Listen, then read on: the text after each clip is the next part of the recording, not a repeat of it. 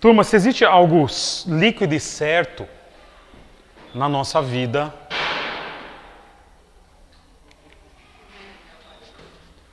tem que ver com os dias difíceis.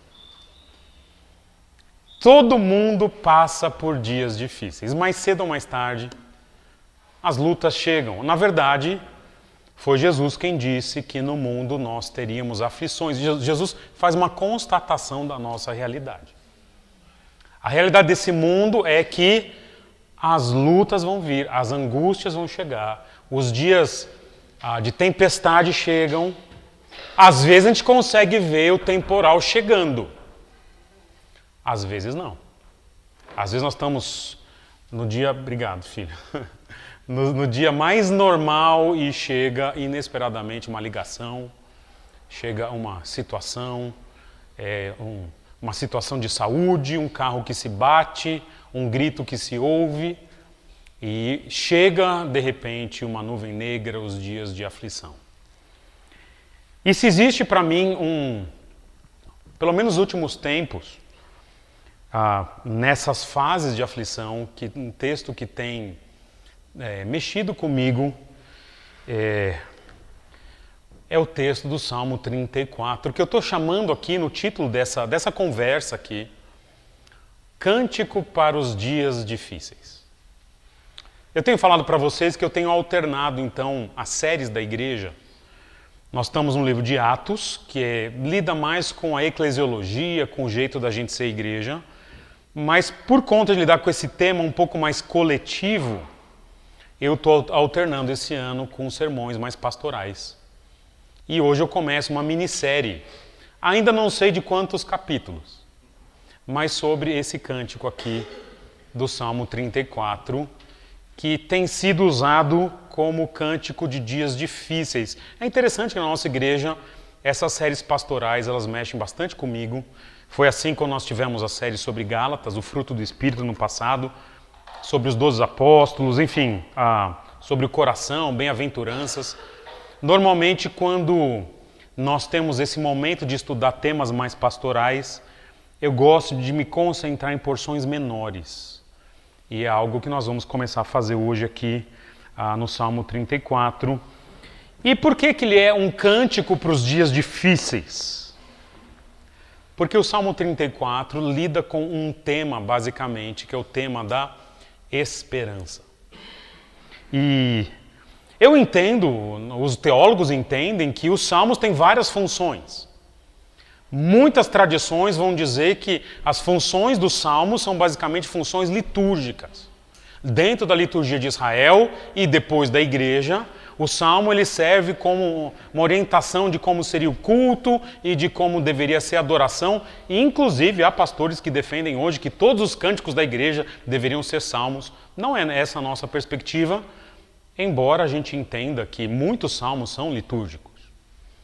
Mas os salmos, embora sejam comunitários e litúrgicos, alguns deles são extremamente pessoais.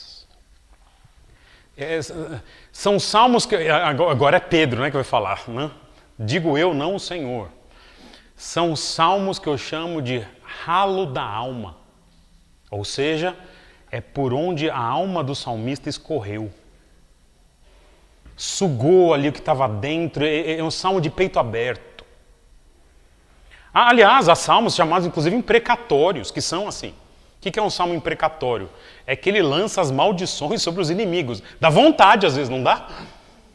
Salmo 69, Salmo 109, 137 é assim. Não aguento mais. E é interessante, são expressões do salmista sobre quem Deus é.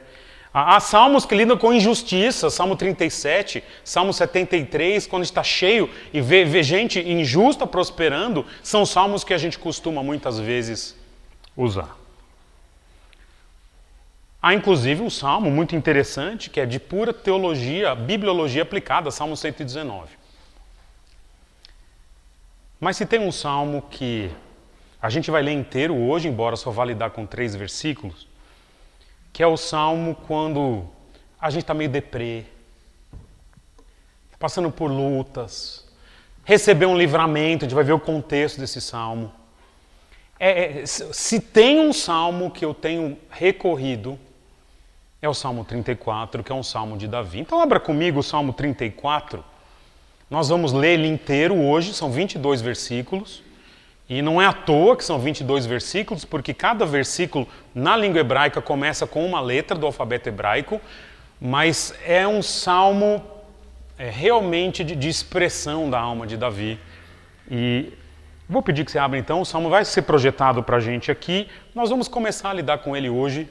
Como eu falei, não sei por quantas semanas, mas por algumas semanas com certeza. Diz assim o salmo. Salmo de Davi, quando se fingiu de louco na presença de Abimeleque e sendo expulso foi embora. É interessante, já entro no salmo, que esse salmo tem uma introdução canônica.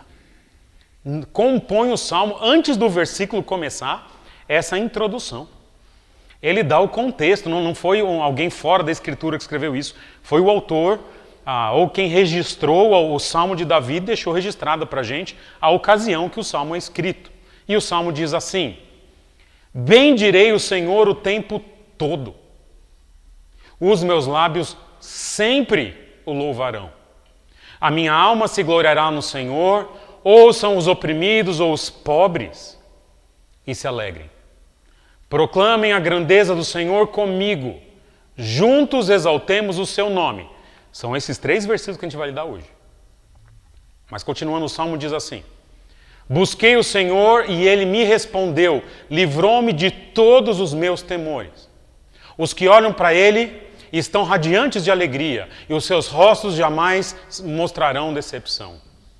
Este pobre homem clamou e o Senhor o ouviu, e o libertou de todas as suas tribulações ou angústias.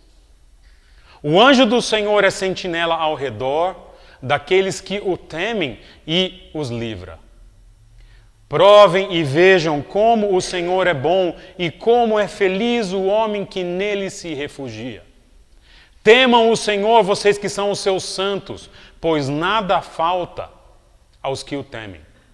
Os leões podem passar necessidade e fome, mas os que buscam o Senhor de nada têm falta. Venham, meus filhos, ouçam-me, e eu lhes ensinarei o temor do Senhor. Quem de vocês quer amar a vida e deseja ver dias felizes? Guarde a sua língua do mal e os seus lábios da falsidade. Afaste-se do mal e faça o bem. Busque a paz com perseverança, porque os olhos do Senhor voltam-se para os justos e os seus ouvidos estão atentos ao seu grito de socorro. O rosto do Senhor volta-se contra os que praticam o mal, para apagar da terra a memória deles. Os justos clamam, o Senhor os ouve e os livra de todas as suas tribulações. O Senhor está perto dos que têm o coração quebrantado e salva os de espírito abatido. O justo passa por muitas adversidades. Olha aqui os dias de angústia. Mas o Senhor o livra de todas. Protege todos os seus ossos, nenhum deles será quebrado. Texto messiânico aqui. A desgraça matará os ímpios. Os que odeiam o justo serão condenados. Mas o Senhor redime a vida dos seus servos. Ninguém que nele se refugia será condenado. Esse é o salmo que nós vamos lidar hoje. Eu quero, então, antes de tratar dos 3 versículos de hoje, tratar daquela introduçãozinha canônica que nós trouxemos agora há pouco, quando diz: Salmo de Davi, quando se fingiu de louco na presença de Abimeleque e sendo expulso foi embora. Então, antes de lidar com o versículo, eu tenho que lidar com essa ocasião em que o salmo aconteceu, e é um texto bem interessante. Ele começa com essa introdução dizendo que é um salmo de Davi. E ele dá o momento em que Davi escreve. Esse momento é a primeira grande fuga de Davi do rei. Ele está fugindo do rei Saul. Só lembrando para vocês, o rei Saul é um rei meio diferente. Davi está tocando harpa, dá doida no rei lá, ele fala, quer saber? Pega uma lança e o camarada tem que tocar a harpa e sair da lança do rei. Então, é a ocasião em que Davi se encontra com Jonatas, filho de Saul, e diz, meu amigão, seu pai quer me matar. E eles se despedem, e é o último momento que os dois amigos estão juntos, e Davi foge, numa fuga que vai durar algo em torno de 13 anos. E ele foge para salvar sua vida. Tudo está revelado em 1 Samuel 20 e 21. E Davi então está começando um longo período de fuga no deserto. E em 1 Samuel 21, Davi logo chega no santuário de Deus, que ficava na região de Nob, e Davi saiu fugido, saiu correndo, e Davi está com fome. Quando ele chega lá, ele mente ao sacerdote. É interessante, Davi, em 1 Samuel 21, ele mente do primeiro ao último versículo, ele mente. A Bíblia revela os pecados ali. Ele fala para o sacerdote, eu estou em missão secreta. Deve ter posto até a musiquinha. E aí o sacerdote acredita. E fala assim, eu quero comer alguma coisa. Davi fala, estou com fome. E o sacerdote fala, rapaz, só tem um pão que ia ser oferecido hoje. Mas se vocês não tiveram relações, Davi fala que está acompanhado com os soldados. Se os soldados não tiveram relações com mulheres, eles podem comer. Daí fala, imagina, a gente jamais faria isso. E pega o pão da proposição. E mais, Davi ainda fala, rapaz, nessa missão foi tão secreta e tão rápida que eu esqueci de trazer espada. E aí, você tem alguma espada? E ele fala, tenho a espada de Golias. E, ironicamente, Davi então sai ali do sacerdote com uma espada que devia ser meio grande. Então, Davi sai com a espada daquele a quem ele havia matado, que é Golias. E quando Davi sai ali dessa região, ele vai para a cidade de Gate. E aí vem outra ironia aqui. Golias, se você olhar no registro de 1 Samuel, quando Davi antes havia matado Golias, fala Golias de Gate. Olha que interessante. É como se o palmeirense fosse buscar refúgio na torcida do Corinthians, na Gaviões da Fiel. Ele vai para a cidade de Golias. E ele chega lá diante do rei e aí o rei fala, rapaz, é o Davi? E aí os conselheiros falam, não é daquele que se cantava, Saul matou milhares e Davi matou 10 milhares. E Davi na presença do rei percebe o burburinho e aí ele começa a riscar a parede. Fica lá, diz o texto que ele começa a fingir de louco. Ele devia estar barbudo. E diz que a barba, vou ter que falar, encheu de baba. A barba encheu de baba. E ele fica espumando e fala que ele fica rabiscando as portas. Então, se rabiscar a porta é doido. Não é? Ficou rabiscando lá. E aí o rei termina o capítulo dizendo assim, cara, já não tem doido o suficiente aqui? Vamos trazer mais um agora? E Davi foge. Ali em 1 Samuel, Davi depois ele foge. Em 1 Samuel 22:1 diz assim, Davi fugiu da cidade de Gate e foi para a caverna de Adulão. E eu nem quero entrar na questão de caverna de Adulão aqui hoje. E Davi vai para o deserto. E talvez ali na caverna, ele vendo tudo o que tinha acontecido, a morte que bateu as portas ali dele, e ele teve que fugir de Saul. Depois bateu de novo na porta dele, ele teve que fugir de Gate.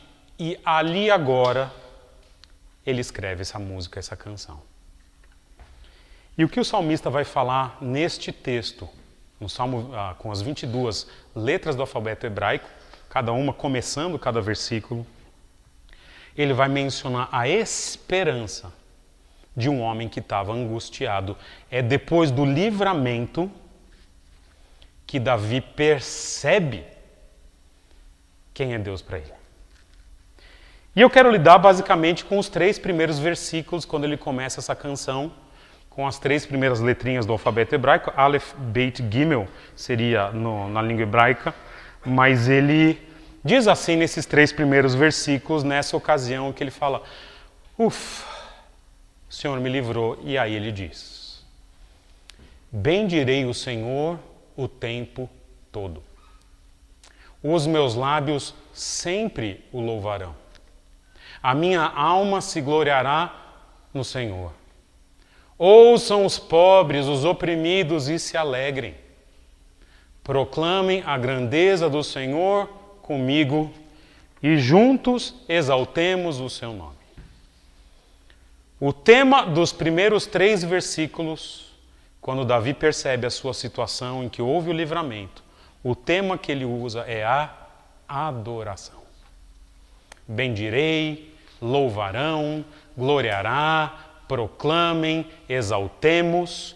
O tema que Davi tem mais forte para ele a partir do livramento é a adoração, porque para o servo de Deus, toda ocasião em que a gente percebeu o cuidado de Deus é uma ocasião para adoração. Para quem não é crente, isso daí não vale. O incrédulo, ele recebe livramento muitas vezes e fica ainda mais arrogante. Mas o servo de Deus, ele deveria ter essa percepção de que quando ele está vivo, quando ele passou por situações de muita angústia, ou quando ele está passando por situações assim, Deus continua no controle. O livramento deveria promover uma verdadeira adoração. É mais ou menos a ideia, não sei. Eu nunca entrei num poço muito fundo. Já entrei num poço pouco fundo, 3 metros. Alguém já entrou mais do que isso?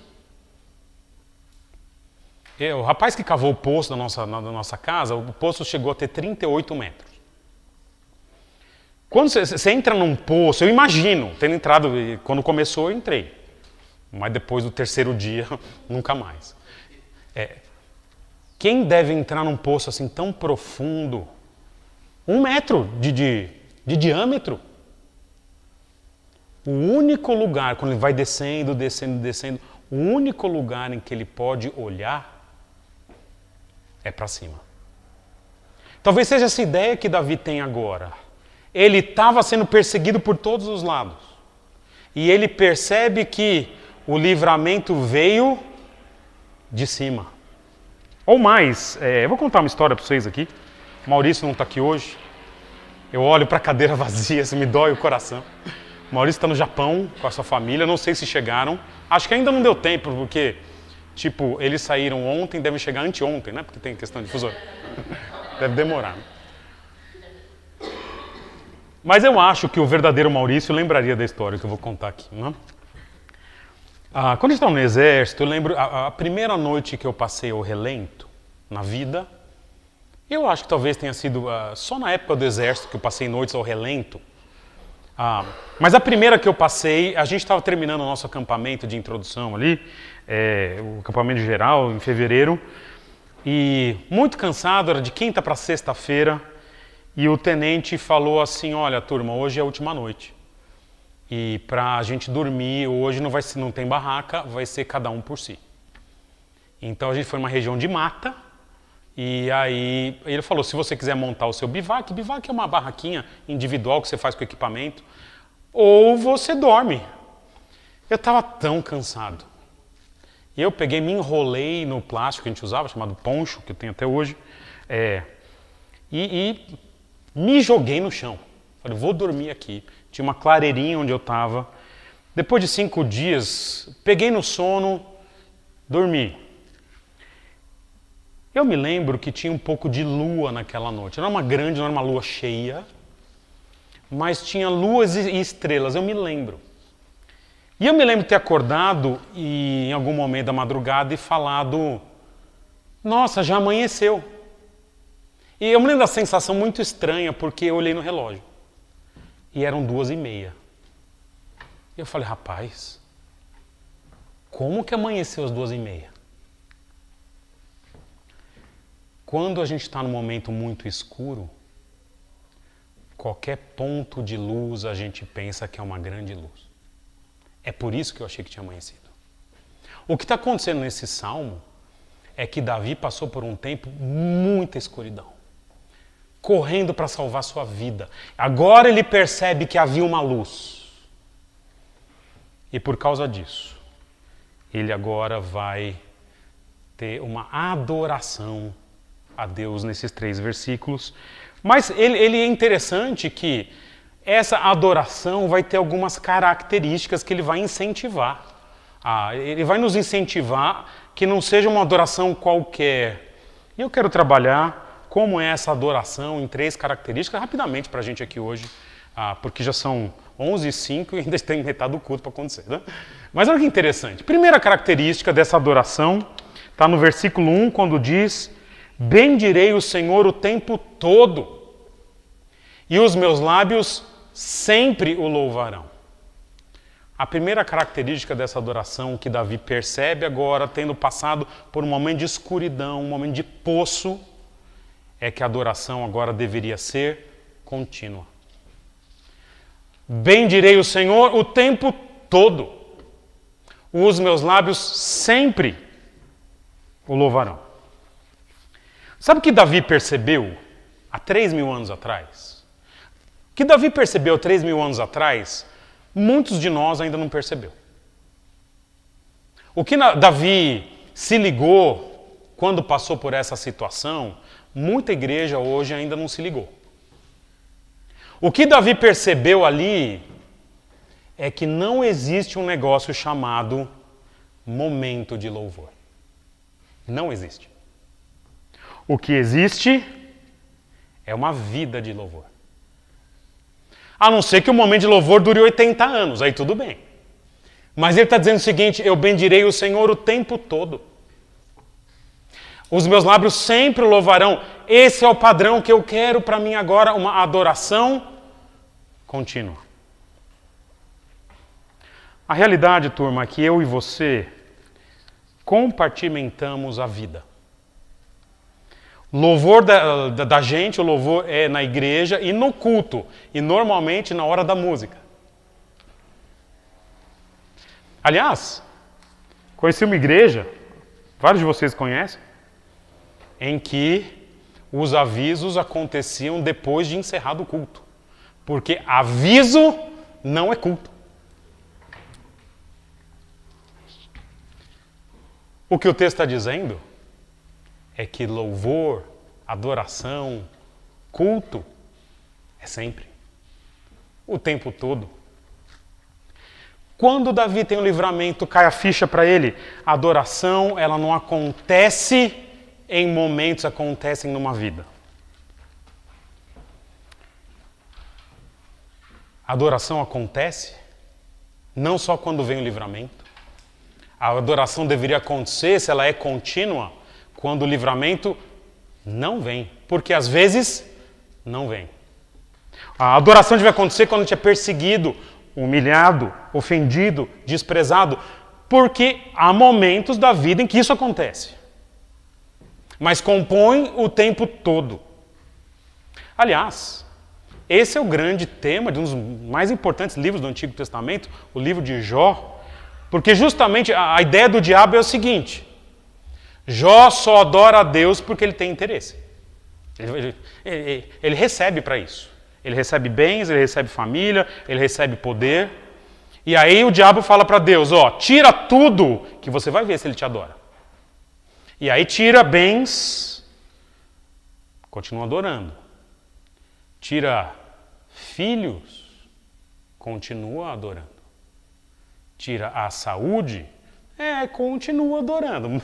Deu uma estremecida, mas continua. Olha que interessante. A gente continuaria adorando a Deus se a gente perdesse tudo, perdesse os nossos filhos e perdesse a nossa saúde? Mas Davi percebe. Bendirei o Senhor o tempo todo. Tem uma música, talvez a gente possa até cantar hoje, não sei nem se eu lembro como toca, mas é a música Ele é meu respirar. É assim que fala? Esse é o meu respirar, não é isso? Tua vontade. Eu gosto dessa frase, dessa música. Não é minha música favorita da vida, né? pode cantar no meu, enfim, no meu velório, mas não é assim, ó. Mas eu gosto dessa frase. Compara a adoração ao respirar. Por quê? Quantas vezes a gente respira? Qual que é a nossa frequência de respirar? É tipo o tempo todo, não é? A música tem essa sacada. Bendirei o Senhor. É o meu respirar. Eu deveria fazer isso continuamente, até sem perceber. Ou de outra forma, como eu gosto de lidar também, eu já estou naquela fase, turma, que eu estou tomando suplemento. E agora chama suplemento de uso contínuo. E o pior é que eu zoava tanto o pessoal do ômega 3, né? O nutricionista mandou tomar, eu estou tomando ômega 3, tem uma cápsula grande de engolir, difícil e tal, né? Mas lá em casa quem está tomando suplemento sou eu e a Molly, né? Os dois estão no bico do corvo, né? A Molly ela usa uma medicação de uso contínuo para artrose, né? E eu uso para saúde, triglicérides, não sei, coisa assim. O que é uso contínuo? Eu não tenho mais a perspectiva de não ter. A adoração é um remédio de uso contínuo, pelo menos para o salmista. Eu vi o livramento, agora é o tempo todo. Só que a gente não faz isso. Eu acho que a gente precisa ser um pouco mais intencional nesse aspecto. E é mais fácil eu falar isso para vocês do que eu fazer. Mas eu quero ser mais intencional nesse propósito de ser um adorador de forma contínua. Mas o texto segue, e há um segundo aspecto, uma característica dessa adoração, que está no versículo 2, quando diz: a minha alma se gloriará no Senhor, ouçam os oprimidos e se alegrem. E eu quero enfocar, não só, mas pelo menos nesse ponto aqui, nessa ideia dos oprimidos e se alegrem, que essa adoração, ela tem um caráter consolador. Para algumas pessoas, essa adoração, ela é a grande consolação que eles vão ter. No versículo 2, é interessante que ele começa dizendo: a minha alma se gloriará. Antes de chegar no aspecto consolador, eu quero trabalhar só essa expressão. Davi é muito esperto aqui, porque no versículo 1, ele fala de lábios. E muitas vezes a gente acha que a adoração é aquilo que eu canto, que eu falo. Mas no versículo 2 ele diz: sim, é o que eu canto, o que eu falo, como eu vivo, mas a adoração, ela tem que vir de dentro. Ele diz: a minha alma. Ele está preocupado com a motivação aqui. É a minha alma, essa adoração que vem de dentro. A adoração é essa atitude de coração: a minha alma se gloriará no Senhor. Esse se gloriará tem a ideia de que Deus é a fonte do livramento. É uma expressão de humildade. Sim, é Ele que é quem recebe a glória. Ele é a origem do socorro. Mas o que eu quero observar no versículo 2 ainda é que é uma mudança de pronome. No versículo 1, o pronome é a primeira pessoa do singular. Eu bendirei os meus lábios. No 2 ele continua: minha alma. Mas agora ele muda o pronome. Ouçam os, terceira pessoa do plural. Veja que a adoração agora já não é tão individual. Ele começa um processo de colocar isso como norma para o outro. E é interessante essa palavra que é usada aqui, a palavra oprimidos, é a tradução da Nova Versão Internacional, mas literalmente significa pobre. Aliás, no versículo 6 do Salmo, ele vai falar: clamou este pobre. É a palavra para pobre. O que é pobre? Provavelmente não é uma referência à pobreza financeira. Mas no conceito hebraico de pobreza, no conceito judaico de pobreza, é alguém que esgotou todos os seus recursos.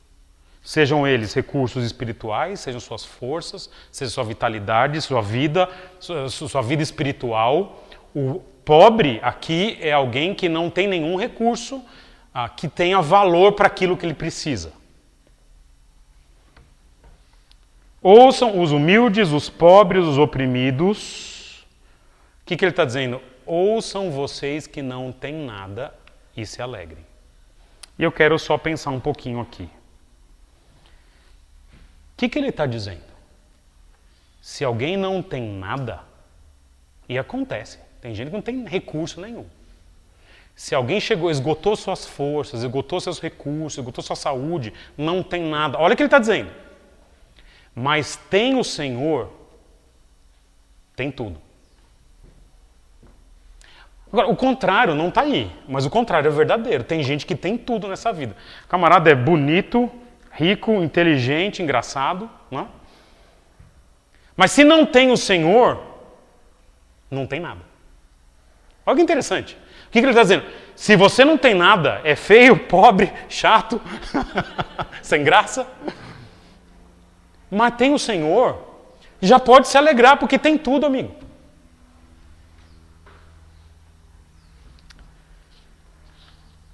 Quando nós não temos nada, muitas vezes é quando o Senhor se torna a nossa alegria.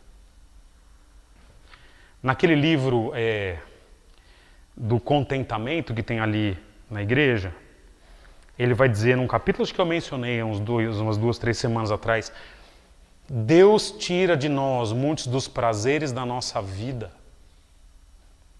para que o nosso Deus seja a nossa única e principal fonte de prazer e de alegria. Deus tira do pobre tudo o que ele tem para que ele perceba que o Senhor é suficiente. É isso que ele está dizendo. É interessante que tem aquela doutora Ana Cláudia Arantes que fala sobre... Ela trabalha com pessoas que estão à beira da morte, com cuidados paliativos. Uma médica. Tem muita coisa interessante que ela fala. Ela não é crente, então tem que ter um bom filtro ali. Mas uma coisa que ela tem dito, que pessoas que estão no fim da vida,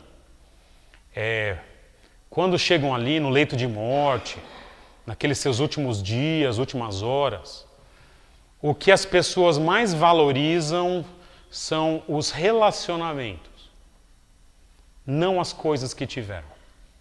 As experiências que tiveram ao lado de pessoas amadas. Isso é muito interessante. É uma mulher que trabalha com todo mundo que está morrendo e ela então começa a ter dados de pessoas que estão à beira da morte. Ela está atendendo para que seja uma morte digna e a pessoa fala, eu tenho saudade da minha mãe. Eu tenho saudade da minha esposa, eu tenho saudade dos meus filhos que estão longe, eu tenho saudade daquele filho que foi. Eu me lembro que a gente uma vez, passando necessidade, estava todo mundo junto, e aí a gente conseguiu comprar um frango. Mas não é o material, é a ocasião. É mais ou menos o que esse versículo está dizendo. Os pobres não têm outra coisa que se alegrar, só tem o Senhor, e já é suficiente. Por isso que a adoração, ela é consoladora. Eu não tenho nada, mas eu posso adorar o Deus que me salvou e isso já está bom, é suficiente. Finalmente, no versículo 3, nessa ideia de que o livramento produz adoração, o versículo 3 vai dizer o seguinte, proclamem a grandeza do Senhor comigo e juntos exaltemos o seu nome. Em último lugar, a adoração, ela é contagiante. Eu fiquei tentado a colocar contagiosa. Uma contagiosa pode ter uma ideia negativa, mas ela é contagiosa. Olha que interessante, mais uma vez, a questão do pronome. Versículo 1, pronome eu. Primeira pessoa do singular. No 2 começa com eu e vai para o eles. Ouçam os. No 3, vai para o nós. Proclamem comigo, juntos, nós exaltemos. Vai para a primeira pessoa do plural. O que eu estou dizendo? A adoração, ela é individual, mas ela não é só individual. Mas a adoração a Deus, ela encontra o seu ápice na comunidade, no grupo. Por isso, a ideia de que a adoração ela é contagiante ou contagiosa é interessante nesse salmo.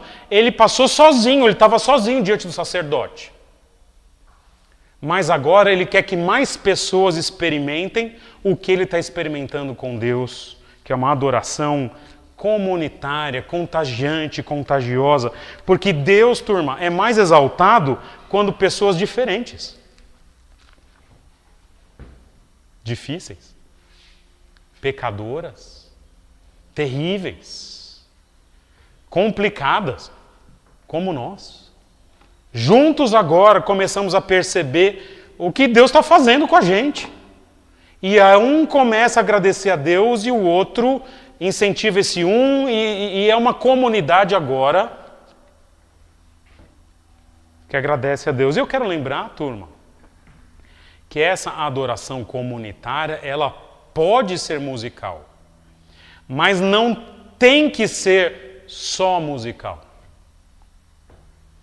Podemos reunir os irmãos da igreja um dia com violão e adorar a Deus, legal, acho ótimo. Mas a gente pode reunir os irmãos da igreja um dia e ter uma conversa que exalta a Deus. Também é adoração.